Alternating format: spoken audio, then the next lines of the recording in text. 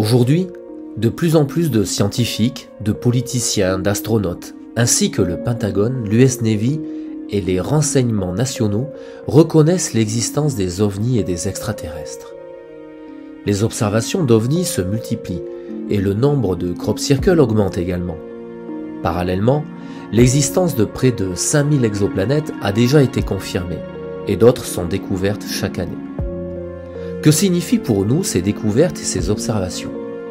Et si toutes ces manifestations étaient destinées à préparer l'humanité à un contact pacifique et officiel avec les extraterrestres?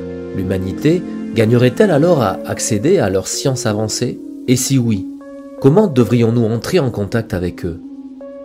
La réponse est en construisant une ambassade pour les extraterrestres, afin de les reconnaître et les rencontrer officiellement et pacifiquement.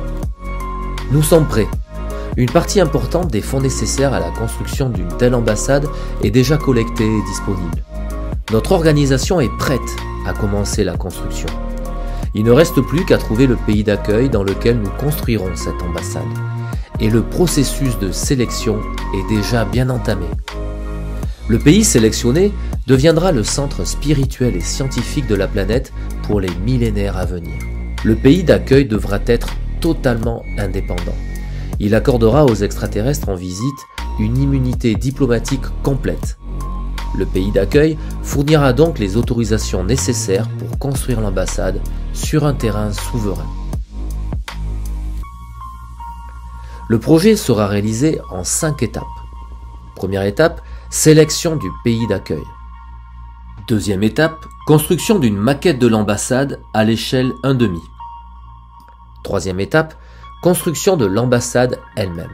Quatrième étape, création de Scientopolis, un centre de recherche sans précédent où les plus grands scientifiques du monde travailleront à libérer et à servir l'humanité.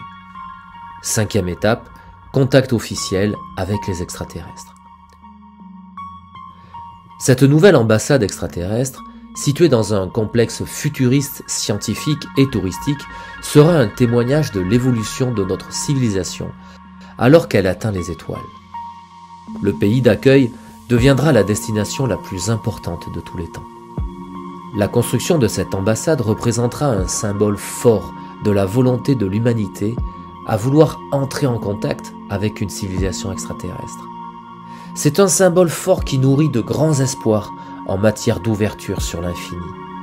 Cette intention ne pouvant être nourrie que par une volonté pacifiste et de progrès pour l'humanité.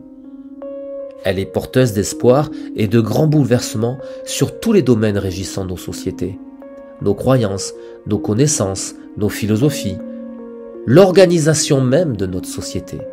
Elle sera un événement déclencheur pour une remise en question sans précédent de nos modes de fonctionnement, et ceci à l'échelle mondiale. Voici quelques-unes des exigences de base pour la construction de l'ambassade. Le site sera suffisamment grand pour que l'ambassade soit construite au milieu d'un parc. L'ambassade doit être éloignée d'au moins 1000 mètres de tous les murs qui l'entourent. L'ambassade doit se trouver en territoire neutre. Les phases ci-après résument les principales étapes du projet et le calendrier approximatif de chacune d'entre elles.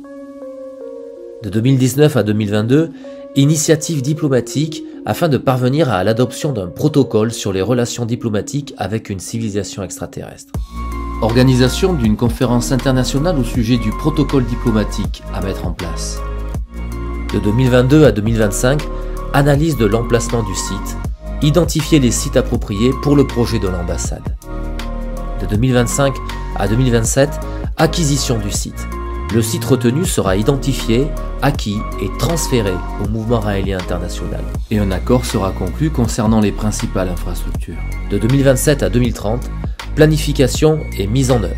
Le plan directeur, la conception architecturale et technique, les approbations, les contrats et la mise en service seront achevés. Le complexe de l'ambassade pour les extraterrestres sera construit, y compris un modèle réduit de l'ambassade qui sera ouvert au public. Après 2030, l'ambassade fonctionnera en mode veille, en attendant l'arrivée d'une délégation extraterrestre. L'humanité est-elle prête à vivre une telle perspective? Sommes-nous prêts à accueillir les extraterrestres lors d'un contact officiel.